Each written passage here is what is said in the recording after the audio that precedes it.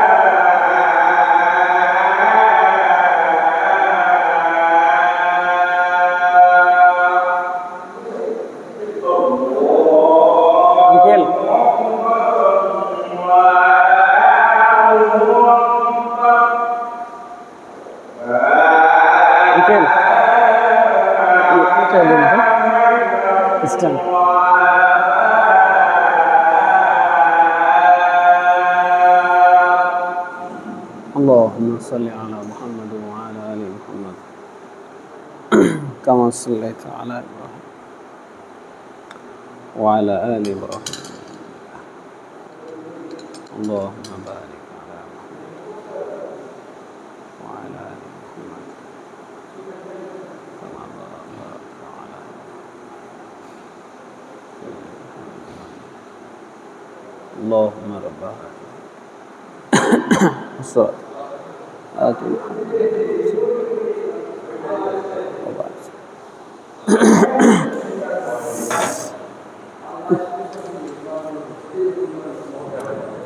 الحمد لله نحمده ونستعينه ونستغفره ونؤمن به ونتوكل عليه ونعوذ بالله من شرور أنفسنا ومن سيئات أعمالنا من يهده الله فلا مضل له ومن يضلله فلا هادي له ونشهد أن لا إله إلا الله وحده لا شريك له ونشهد أن محمدا عبده ورسوله أما بعد فإن خير الحديث كتاب الله وخير الهدى هدى محمد صلى الله عليه وسلم وشر الأمور محدثاتها وكل محدثة بدعة وكل بدعة ضلالة وكل ضلالة في النار فقد قال الله تعالى في كلامه المجيد بعد أعوذ بالله من الشيطان الرجيم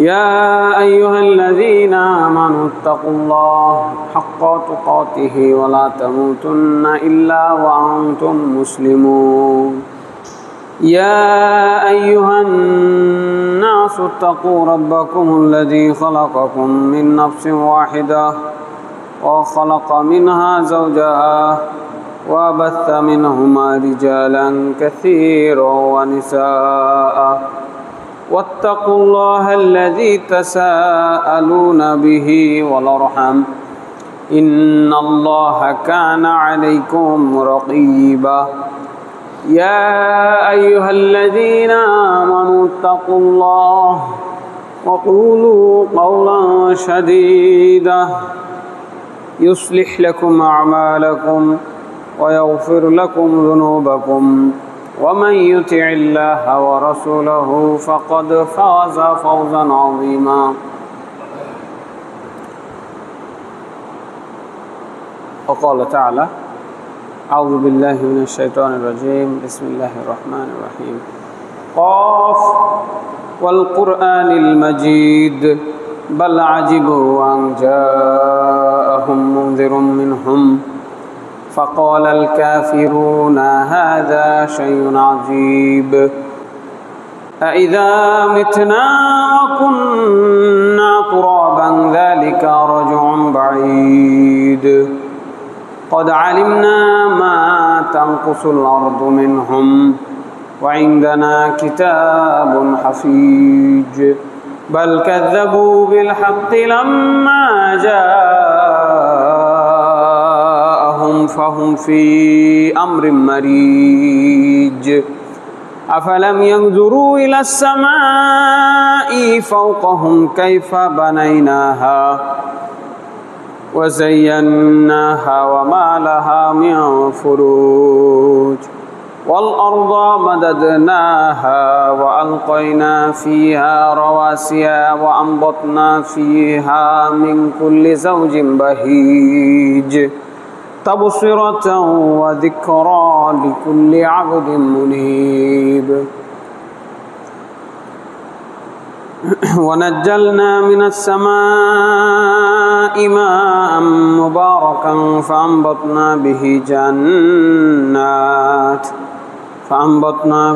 جنات وحب الحصيد والنخل باسقات لها طلع نضيد ذكرا لعبادي وأحيينا به بلدة ميتا كذلك الخروج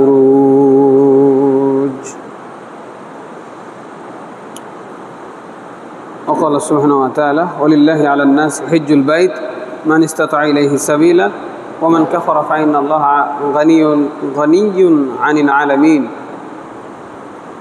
وعن أبي هريرة أن رسول الله صلى الله عليه وسلم قال العمرة إلى العمرة كفارة لما بينهما والحج المبرور ليس له جزاء إلا الجنة যাবতীয় গুণগান প্রশংসা তারিফ আল্লাহ রাব্বুল আলামিনের দরবারে লাখো কোটি দুরূদ ও শান্তির দ্বারা বর্ষিত হোক আমাদের শেষ নবী প্রিয় নবী মুহাম্মদ সাল্লাল্লাহু আলাইহি ওয়াসাল্লামের উপরে। সম্মানিত মসজিদের মুসল্লি, প্রিয় দিনী ভাই বোন, আজ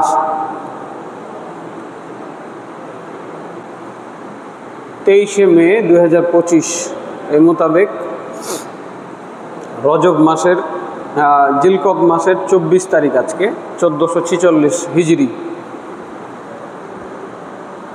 তো আর মাত্র 5-6 দিন পরে আমাদের সামনে আসছে বছর ঘুরে আরও একটি পবিত্র মাস, জিলহজ মাস।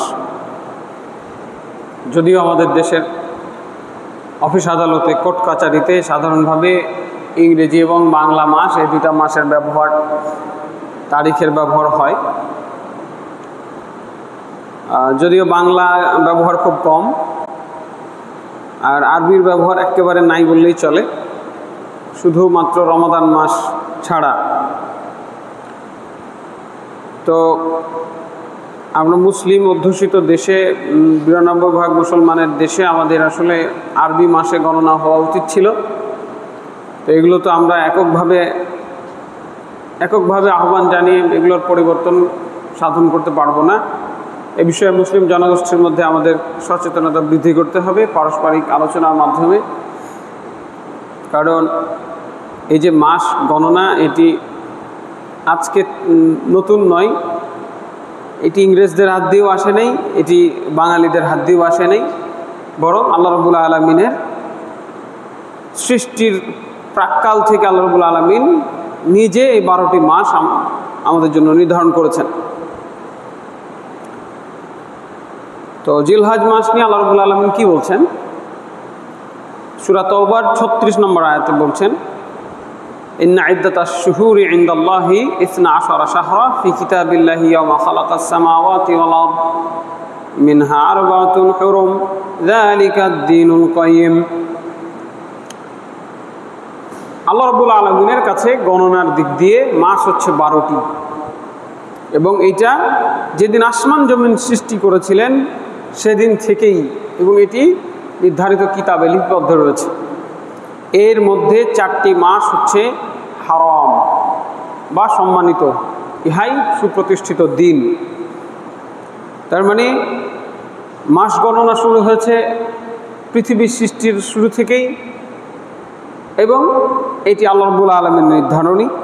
তার মধ্যে 4টি মাস রয়েছে হারাম, পবিত্র মাস, সম্মানিত মাস, যে মাসগুলোতে তৎকালীন আরবের, জাহিলি আরবের কাফির মুশরিকরাও যুদ্ধ বিগ্রহ করতো না।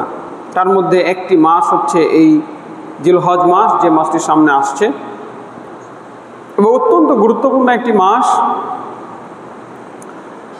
এই জিলহজ মাস।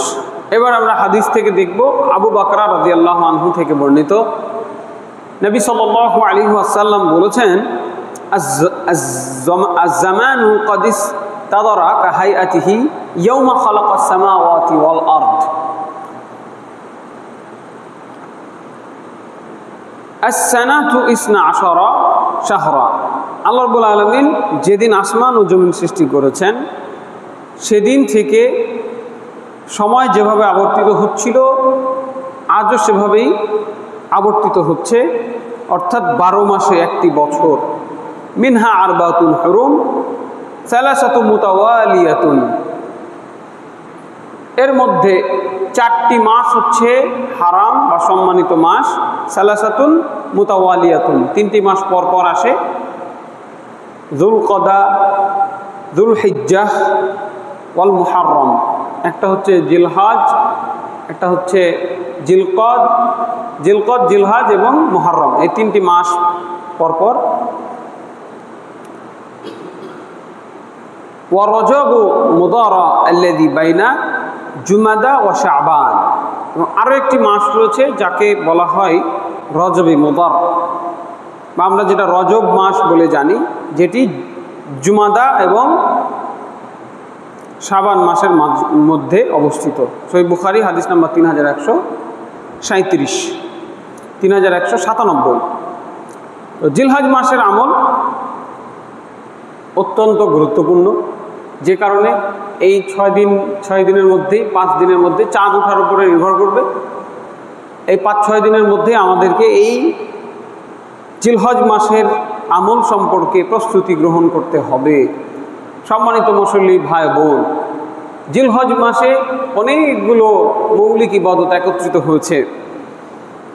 এখানে হজ্জের মতো একটি ফরজ বিধান রয়েছে, সার্বজনীন বিধান রয়েছে, এখানে কোরবানির বিধান রয়েছে, এখানে সিয়ামের বিধান রয়েছে।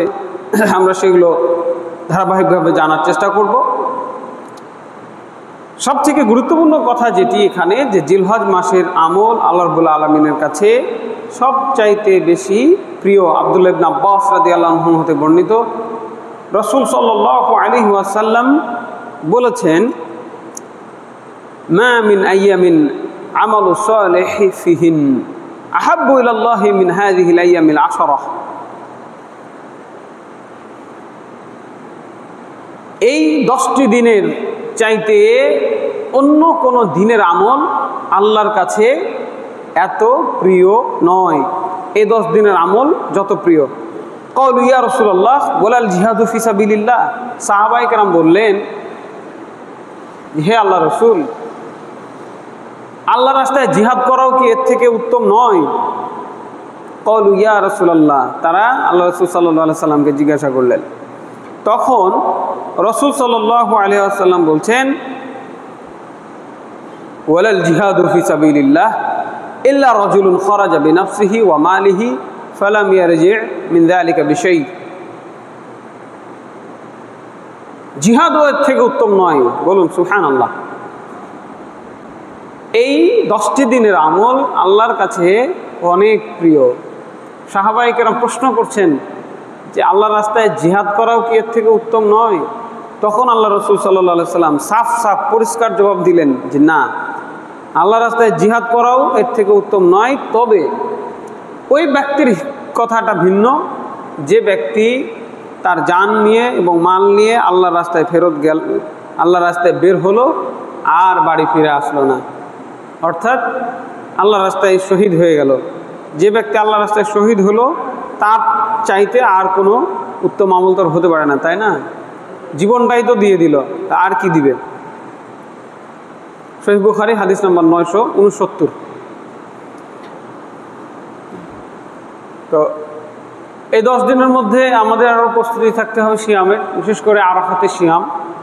এই দিন একটা গুরুত্বপূর্ণ দিন। আরাফাতের দিন আল্লাহ রাব্বুল আলামিন ইসলামকে পরিপূর্ণ করেছেন। ওমর ইবনুল খাত্তাব রাদিয়াল্লাহু আনহু থেকে একটি হাদিস বর্ণিত রয়েছে। ওমর ইবনুল খাত্তাব রাদিয়াল্লাহু আনহু বলেছেন যে আরাফাতের দিন আল্লাহ রাব্বুল আলামিন আল ইয়াউমা আকমালতু লাকুম দীনাকুম ওয়া আতমামতু আলাইকুম নি'মাতি ওয়া রাদিতু লাকুমুল ইসলামা দীনা, এই যে আয়াত দ্বারা আল্লাহ রাব্বুল আলামিন ইসলামকে পরিপূর্ণ ঘোষণা করেছেন এবং ইসলামকে আমাদের জন্য মনোনীত দিন হিসেবে বাছাই করেছেন, সেই আয়াতটি নাজিলের মাধ্যমে এই ইসলামকে যে পরিপূর্ণতা দেওয়া হয়েছে সেই আয়াতটি নাজিল হয়েছে সূরা মায়েদার 3 নম্বর আয়াত, এই আরাফাতের দিন জিলহজ মাসে। বুখারী হাদিস নম্বর 45। আর আরাফাতের সিয়াম, যারা আরাফাতে হজে যাবে না, হজ্জের বাইরে পুরো বিশ্বে যত মুসলমান রয়েছেন তাদের জন্য আরাফাতের সিয়াম একটি গুরুত্বপূর্ণ সিয়াম। আবু কাতাদা রাদিয়াল্লাহু আনহু হতে বর্ণিত, রাসূল সাল্লাল্লাহু আলাইহি ওয়াসাল্লাম বলেছেন, সিয়ামু ইয়াউমি আরাফাহ আহতাসিবু আলাল্লাহি আন ইউকাফিরা সানাতাল্লাতী ক্বাবলাহ ওয়া সানাতাল্লাতী বা'দাহ।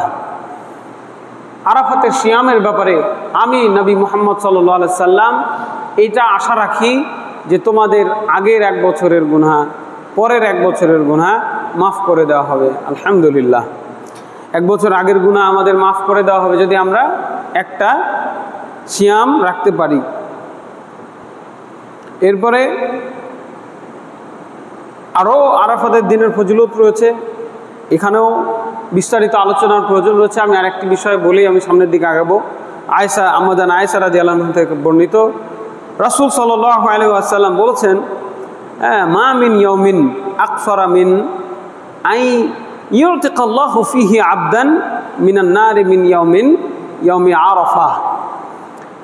আরাফাতের দিন আল্লাহ রাব্বুল আলামিন যত মানুষকে জাহান্নাম থেকে মুক্তি দান করেন, এত মুক্তি অন্য কোনো দিনে দান করেন না। কত মানুষের নাম যে কোন আমলের কারণে জাহান্নামের খাতায় চলে গেছে এটি আল্লাহ রাব্বুল আলামিন ছাড়া কেউ জানে না।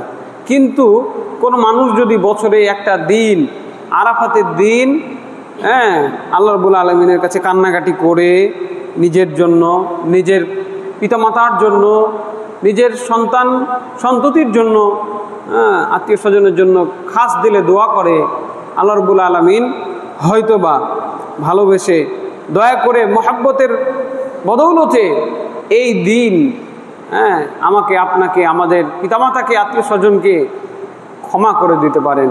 আলহামদুলিল্লাহ। তাহলে বছরে একটি দিন অত্যন্ত গুরুত্বপূর্ণ, যা এই জিলহজ মাসে। এরপরে হজ আমরা জানি ইসলামের মৌলিক যে ভিত্তি রয়েছে 5টি, সেই মৌলিক ভিত্তির একটি ভিত্তি হচ্ছে হজ করা। আল্লাহ রাব্বুল আলামিন সুস্পষ্টভাবে বলেছেন, ওয়ালিল্লাহি আলান নাসি হিজ্জুল বাইত মান ইসতাতা ইলাইহি সাবিলা ওয়া মান কাফারা ফাইন্নাল্লাহা গানিয়্যুন আনিল আলামিন। সূরা আল ইমরান আয়াত নম্বর 97। প্রত্যেকটা মানুষের জন্য বাধ্যতামূলক করা হয়েছে আল্লাহর ঘর তাওয়াফ করা, হজ করা, হজ ব্রত পালন করা, যাদের সেই জায়গায় যাওয়ার সক্ষমতা রয়েছে। এখানে একটি বিষয় কত গুরুত্বপূর্ণ দেখেন, টাকা থাকলেই হজ করতে হবে বিষয়টি এরকম নয়।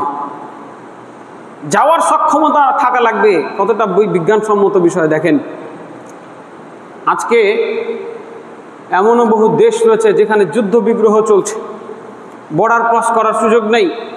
আল্লাহ রাসূল সাল্লাল্লাহু আলাইহি ওয়াসাল্লামের জামানায় বর্ডার ছিল না, মানচিত্র ছিল না এরকম, যে কেউ যে কোনো জায়গা থেকে যে কোনো জায়গায় যেতে পারত, যার যেখানে খুশি সে সেখানে দল বেঁধে চলে যেত, কোনো পাসপোর্ট লাগতো না, ভিসা লাগতো না। তো যদি বলা হতো যে টাকা থাকলে হজ করা ফরজ, যেমন টাকা থাকলে যাকাত দেওয়া ফরজ, তাহলে আজকে ইসলাম প্রশ্নবিদ্ধ হয়ে যেত। সুবহানাল্লাহি ওয়া বিহামদিহি। আল্লাহ রাব্বুল আলামিন যিনি মহাজ্ঞানী, যিনি আলিমুন হাকিম, সব জানতা, সব কিছু জানেন, যিনি বিজ্ঞানময়, যার কাছে অতীত বর্তমান ভবিষ্যৎ সকল জ্ঞান রয়েছে, তিনি দেখছেন কিভাবে বলছেন মান ইসতাতা ইলাইহি সাবিলা, যেই ব্যক্তি মক্কায় যেতে সক্ষম তার জন্য হজ করা ফরজ। টাকা থাকলেও ফরজ, টাকা না থাকলেও ফরজ। কাজেই টাকা আছে কিন্তু ভিসা হচ্ছে না, টাকা আছে টিকিট পাচ্ছেন না, টাকা আছে কিন্তু যুদ্ধ লেগে গেছে, বর্ডার ক্রস করা নিষেধ আছে, হজ ফরজ হবে না। এরপরে কি বলছেন, ওমান কাফারা ফাইন্নাল্লাহা গানিয়্যুন আনিল আলামিন, যেই ব্যক্তি আল্লাহর বিধান থেকে মুখ ফিরিয়ে নিবে, কুফরি করবে, তাদের থেকে আল্লাহ অভাবমুক্ত। এমন নয় যে আমি টাকাওয়ালা লোক হজ্জে যাব, হ্যাঁ, আর আল্লাহর কোনো উপকার করব, এমনটি নয়, বরং আমি হজ্জে গেলে আমার নিজের উপকার রয়েছে। এছাড়া আল্লাহ রাব্বুল আলামিন সূরা বাকারার 196 নম্বর আয়াতে বলছেন, ওয়া আতিমুল হজ্জা ওয়াল উমরাতা লিল্লাহ, তোমরা আল্লাহর উদ্দেশ্যে হজ করো এবং উমরা করো, অর্থাৎ এটি আল্লাহর আদেশ। 5টি মূল ভিত্তির একটি, এবং এটি আল্লাহর আদেশ। সরাসরি আল্লাহ তাআলা কোরআনের মাধ্যমে আদেশ করেছেন সবাইকে হজ করতে হবে জীবনে একবার।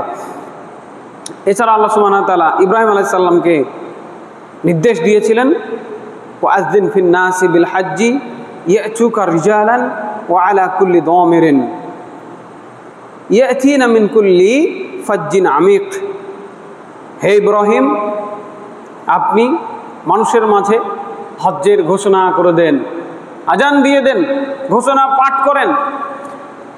ইব্রাহিম আলাইহিস সালাম সেই মক্কায় ঘোষণা করেছেন, আজান দিয়েছেন পৃথিবীর মানুষকে হজ্জে আসার জন্য। আল্লাহ রাব্বুল আলামিন এই বার্তা পুরো পৃথিবীতে পৌঁছে দেওয়ার দায়িত্ব নিয়েছেন। সুবহানাল্লাহ, পৃথিবীর অলিতে গলিতে কুড়ে ঘরে পর্যন্ত এই বিধান পৌঁছে গেছে। আজকে 2025 সালে দেখেন, এমন কোনো মানুষ নাই, হ্যাঁ, খুঁজে পাবেন না যারা আল্লাহর এই হজ, এই বাইতুল্লাহ তাওয়াফ সম্পর্কে জানে না।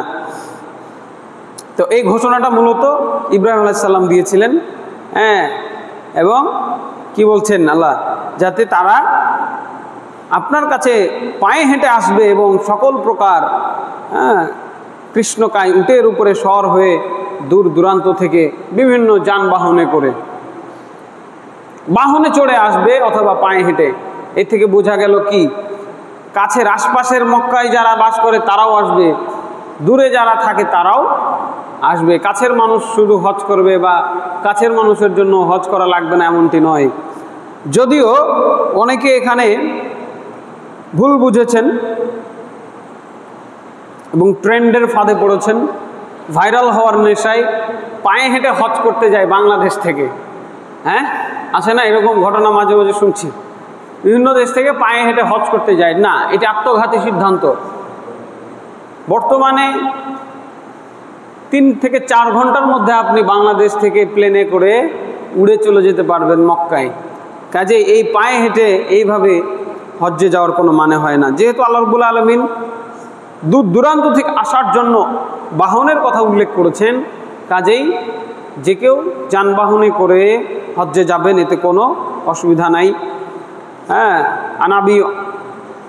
عن ابن عمر قال قال رسول الله صلى الله عليه وسلم بني الإسلام على 5 شهادة أن لا إله إلا الله وأن محمد رسول الله وإقام الصلاة وإيتاء الزكاة والحج وصوم رمضان। ইবনে ওমর রাদিয়াল্লাহু আনহু তিনি বলছেন যে রাসূল সাল্লাল্লাহু আলাইহি ওয়াসাল্লাম বলেছেন, ইসলামের ভিত্তি রাখা হয়েছে 5টি জিনিসের উপরে। 1 নম্বর সাক্ষ্য দেওয়া, হ্যাঁ, আল্লাহ ছাড়া সত্য কোনো মাবুদ নাই, মুহাম্মদ সাল্লাল্লাহু আলাইহি ওয়াসাল্লাম আল্লাহর রসুল। 2 নম্বর সালাত আদায় করা, 5 ওয়াক্ত সালাত ঠিকঠাক মতো আদায় করা। 3 নম্বর সিয়াম পালন করা। 3 নম্বর যাকাত প্রদান করা। 4 নম্বর হজ পালন করা। 5 নম্বর রমাদান মাসের সিয়াম ব্রত পালন করা। সহিহ বুখারী। তাহলে আমরা বুঝলাম যে এই হজ এটি একটি ফরজ বিধান, ইসলামের 5টি ভিত্তির একটি বিধান, এবং সকল মানুষকেই আদেশ করা হয়েছে হজ পালন করার জন্য। হ্যাঁ, এই হজ্জের জন্য মূলত 3টি মাস নির্ধারণ করা হয়েছে। 1 নম্বর শাওয়াল, 2 নম্বর জুলকদ, 3 নম্বর জুলহাজ।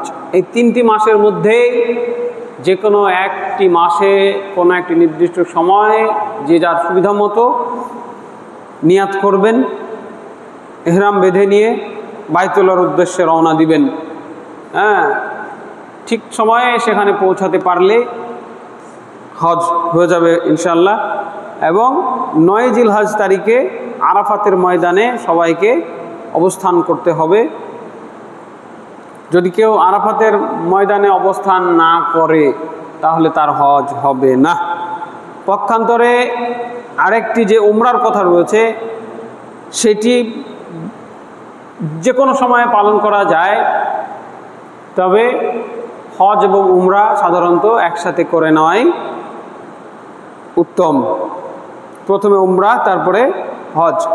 হজ সম্পর্কে যে কয়টা শর্ত রয়েছে আমি বলছিলাম। নাম্বার 1, আর্থিক সামর্থ্য থাকতে হবে। যেহেতু দূর থেকে যাবেন, এটা আমাদের জন্য, যাওয়ার জন্য আর্থিক সামর্থ্য যদি না থাকে তো ঋণ করে হজ করা লাগবে না, হজ করার দরকার নেই, ঋণ করা উচিত না। আর্থিক সামর্থ্য আছে, হজে যাব, নাই যাব না।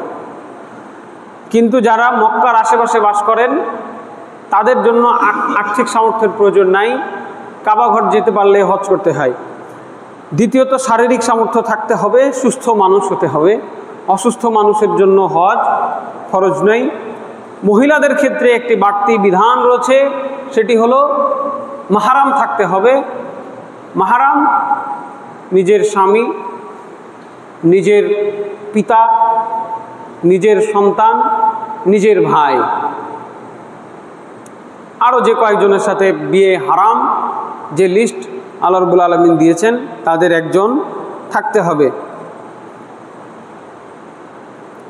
আর প্রাপ্তবয়স্ক হতে হবে ফরজ হওয়ার জন্য। যদি প্রাপ্তবয়স্ক না হয় তাহলে তার হজ্জের নেকি তার বাপমা পেয়ে যাবেন, তার ফরজ হজ আদায় হবে না, তাকে আবার হজ করতে হবে বয়স হলে। আর শেষ নাম্বার যেটি, সেটি হলো স্বাধীন হতে হবে। যদিও আমাদের দেশে দাস প্রথা নেই, কোনো দাস যদি অন্যের অধীনে কৃতদাস হিসেবে থাকে তার জন্য হজ ফরজ নয়। তো এই হজ মূলত ইব্রাহিম আলাইহিস সালামের সাথে সম্পর্ক যুক্ত। ইব্রাহিম আলাইহিস সালামের জীবনে বহু পরীক্ষা তাকে দিতে হয়েছে। নবী ইব্রাহিম আলাইহিস সালাম তার আদরের সন্তান ইসমাইল আলাইহিস সালামকে সাথে নিয়ে আল্লাহর আদেশে মসজিদুল হারাম, মক্কার কাবা ঘর তারা নির্মাণ করেছেন। এবং তারপরেই তারা উভয়ে মিলে এই হজ্জের বিধান পালন করেছেন এবং পৃথিবীর মানুষকে আহ্বান করেছেন এই বায়তুল্লাহর হজ করার জন্য। এবং সেখানেই ইব্রাহিম আলাইহিস সালামকে স্বপ্নের মাধ্যমে তার সন্তানকে কুরবানি করার নির্দেশ দেওয়া হয়েছিল, তিনি কুরবানি করতে চেয়েছিলেন, করতে গিয়েছিলেন। পরবর্তীতে আল্লাহ রাব্বুল আলামিন তার পরিবর্তে একটি দুম্বা কুরবানির মাধ্যমে এই কুরবানির বিধান উম্মতে মুহাম্মদী সহ এর পূর্বে ইব্রাহিম আলাইহিস সালামের পরে এই কুরবানির বিধান, পশু কুরবানির এই বিধানটি আল্লাহ রাব্বুল আলামিন রেখেছেন। এখানে হজ্জের যে তালবিয়া রয়েছে, আমরা হয়তো অনেকেই জানি, অনেকে জানি না, যদিও এটা নিয়ে আমি গত বছরও আলোচনা করেছিলাম। লাব্বাইক আল্লাহুম্মা লাব্বাইক, লাব্বাইক লা শারীকা লাকা লাব্বাইক, ইন্নাল হামদা ওয়ান নি'মাতা লাকা ওয়াল মুলক লা শারীকা লাক। এই পুরো তালবিয়া শিরকের বিরুদ্ধে তাওহীদের একটি বলিষ্ঠ আহ্বান। একজন মানুষ তার জীবনের প্রতিটি ক্ষেত্রে শুধুমাত্র আল্লাহর দাসত্ব করবেন, সার্বিক ক্ষেত্রে আল্লাহর বিধানকে বাস্তবায়ন করবেন।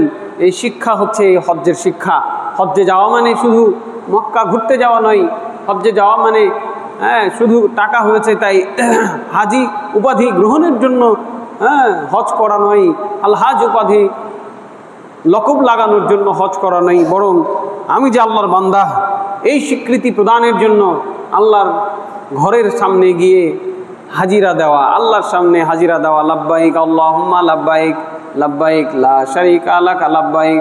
আল্লাহকে বলছি, আল্লাহ আমি হাজির হয়ে গেলাম, আল্লাহ আমি হাজির হয়ে গেলাম, আল্লাহ আমি হাজির হয়ে গেলাম, আপনি ছাড়া কোনো শরীক নাই, আমি হাজির হয়ে গেলাম।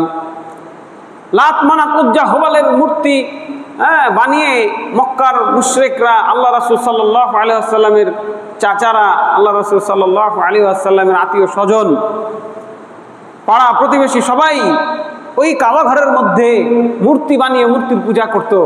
সেই মূর্তির বিরুদ্ধে এই স্লোগান ছিল, এই তালবিয়া ছিল, লাব্বাইক আল্লাহুম্মা লাব্বাইক। এরপরে কি? লা শারীকা লাক, কোনো শরীক নাই।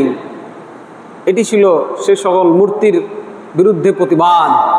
এই একই তালবিয়া আবু জেহেল, আবু লাহাব, উতবা, সাইবা তারাও কিন্তু পড়তো, কিন্তু তারা একটা লাইন যুক্ত করত, শারীকান হুয়া লাক। ওই সমস্ত শরীক বাদে যেগুলো আপনি স্থির করেছেন, নাউজুবিল্লাহ, আল্লাহর নামে মিথ্যার অপবাদ তারা লেপন করেছে। আল্লাহ নাকি লাত মানাত উজ্জা হুবাল এই সমস্ত শরীক নাকি আল্লাহ স্থির করেছেন, এবং তারা আল্লাহর ইবাদতের পাশাপাশি এই সমস্ত মূর্তির ইবাদত করত। এর বিপরীতে মুহাম্মদ সাল্লাল্লাহু আলাইহি সাল্লামকে আল্লাহ রাব্বুল আলামিন কি শিখালেন? লাব্বাইক আল্লাহুম্মা লাব্বাইক, লা শারীকা লাকা লাব্বাইক, ইন্নাল হামদা ওয়ান নি'মাতা লাকা ওয়াল মুলক লা শারীকা লাক। কোনো শরীক নাই। যত নিয়ামত রাজি রয়েছে, যত প্রশংসা রয়েছে, শুধুমাত্র আপনি আল্লাহর, আর কারো না।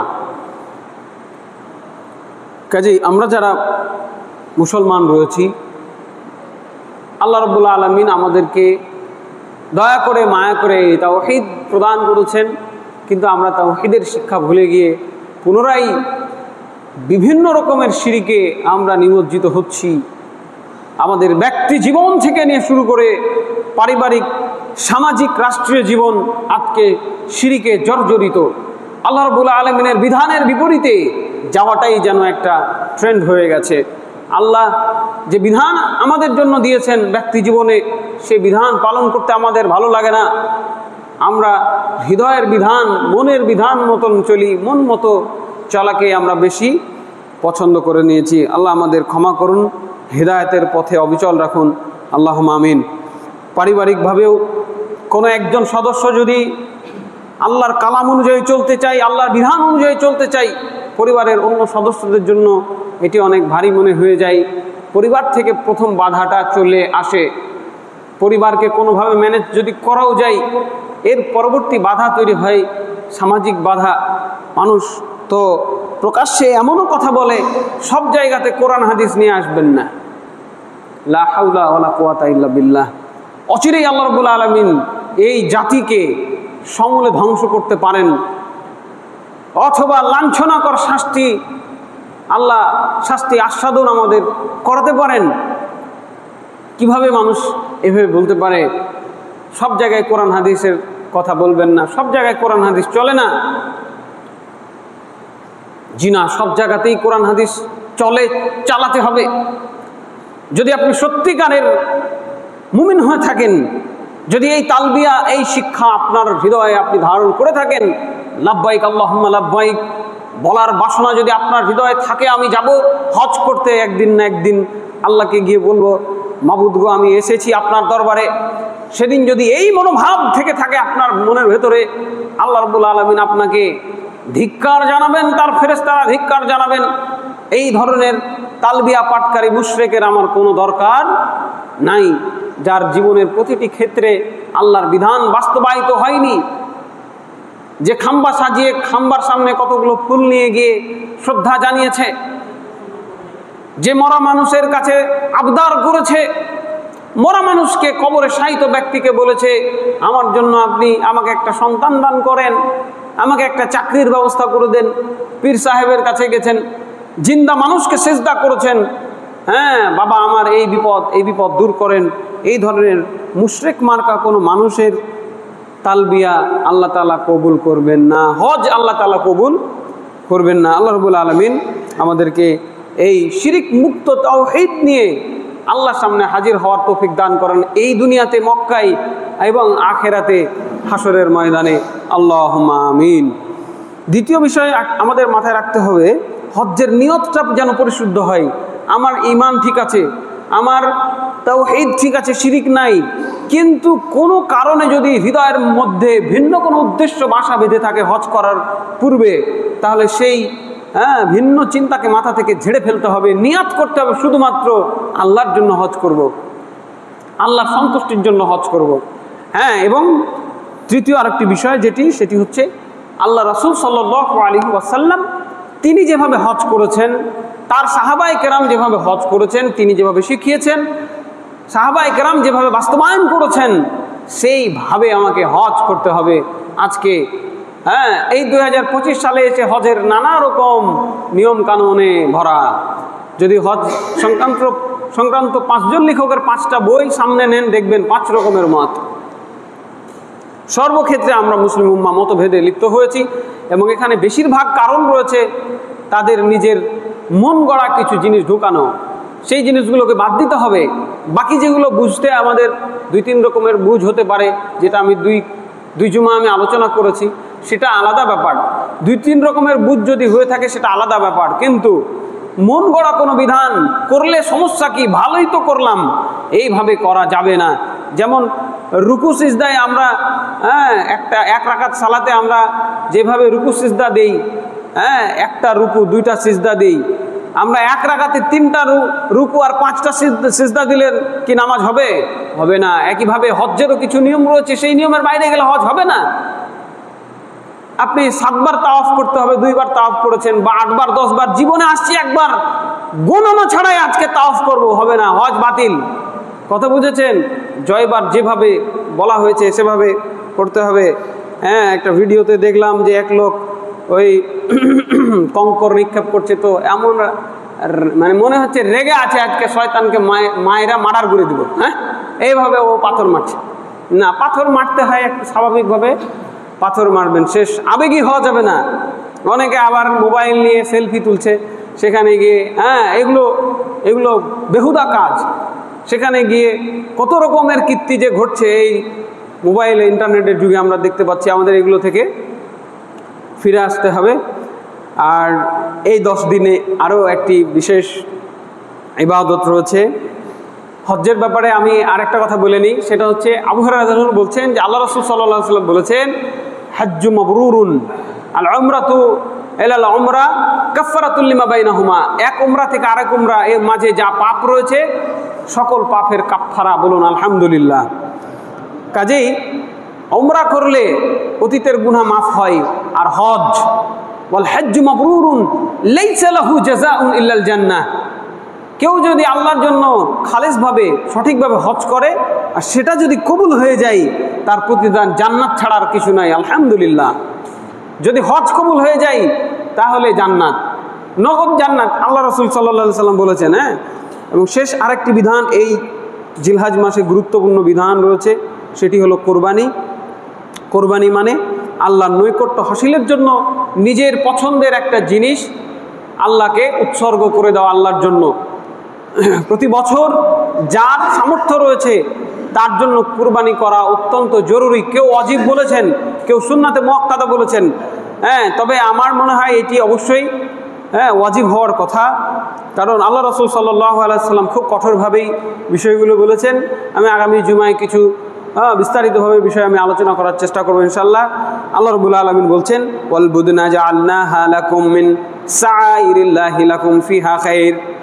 এই কুরবানির পশুগুলো আমি তোমাদের জন্য আল্লাহ নিদর্শন সমূহের অন্তর্ভুক্ত করেছি। আমি আল্লাহ এগুলোকে তোমাদের জন্য নিদর্শন হিসেবে রেখে দিয়েছি। আল্লাহর একটি বড় নিদর্শন হচ্ছে এই কুরবানি। এতে রয়েছে তোমাদের জন্য কল্যাণ। আল্লাহ বলছেন কুরবানি করলে কল্যাণ হবে। অতএব কুরবানির চিন্তা অবশ্যই মাথায় রাখবেন। 1 বছর ধরে সারা বছর কত খরচ হয়, কত কিছু ব্যবস্থা হয়ে যায়, চিকিৎসা হয়, পড়াশোনা হয়, সবই হয়। কুরবানির সময় আসলে টানাটানি লাগে না, এটা হবে না। সারা বছর না খেয়ে থাকেন এরকম ব্যক্তির অজুহাত হয়তো গ্রহণযোগ্য হবে, কিন্তু যারা আমোদ প্রমোদ সবই করছেন কিন্তু এখানে এসে অজুহাত খুঁজেন, কুরবানি করেন না, এটি ঠিক নয়। এরপর আল্লাহ তাআলা কি বলছেন, ফাফাদাইনাহু বিযিবহিন আযীম। আর আমি ইসমাইলের বিনিময়ে একটা ফিদিয়া হিসাবে আল্লাহ রাব্বুল আলামিনের পক্ষ থেকে একটি মহান কুরবানি উপহার দিলাম। অতএব পশুই কুরবানি করতে হবে, জবেহ করতে হবে আল্লাহর রাস্তায়। এটি হলো কুরবানি। এছাড়াও কুরবানি আরও আছে, অর্থের কুরবানি, সময়ের কুরবানি, শ্রমের কুরবানি, সেগুলো ভিন্ন। কিন্তু যে কুরবানির কথা আজকে আমি বলছি সেটি হচ্ছে একটি পশু কুরবানি করতে হবে। এছাড়াও আল্লাহ তাআলা বলছেন, ফাসল্লি লিরাব্বিকা ওয়ানহার। তোমরা তোমার রবের জন্যই নামাজ পড়ো, রবের জন্যই কুরবানি করো, রক্ত প্রবাহিত করো। তাহলে এটাও আল্লাহর একটি আদেশ। তিনটে আয়াত থেকে আমি দেখালাম, কাজে এটিকে কম গুরুত্ব দেওয়ার কোনো সুযোগ নেই। রাসূল সাল্লাল্লাহু আলাইহি ওয়াসাল্লামও কঠোর ভাষায় বলেছেন, মান কানা লাহু সাআতান ওয়া লাম ইউদাহি ফালা ইয়াকরিবান্না মুসাল্লানা। যার সামর্থ্য থাকা সত্ত্বেও কুরবানি করেনি, সে যেন আমার এই মুসল্লায় না আসে, ঈদের নামাজে যেন ওই লোক না আসে। কুরবানি করার সামর্থ্য থাকা সত্ত্বেও যে কুরবানি করেনি। ইবনে মাজাহ হাদিস নাম্বার 3123। কাজেই সম্মানিত মুসল্লিবৃন্দ, যারা মনে মনে ভাবছিলেন যে থাকগা এবার কুরবানিটা করব না, তারা অবশ্যই, যদি আপনার সুযোগ থাকে তাহলে অবশ্যই একটি কুরবানি আল্লাহর জন্য একটি জীবন আপনারা অবশ্যই দিবেন, এই নিয়ত করেন। আল্লাহ যেন আমাদের সহজ করে দেন, আমাদের এই আমলগুলোকে কবুল করে নেন। আল্লাহুম্মা আমিন। ওয়া আকুলু কওলি হাযা ওয়া আস্তাগফিরুল্লাহ লি ওয়া লাকুম ওয়া লিসাইরিল মুসলিমিন ফাস্তাগফিরুহু ইন্নাহু হুয়াল গফুরুর রাহিম।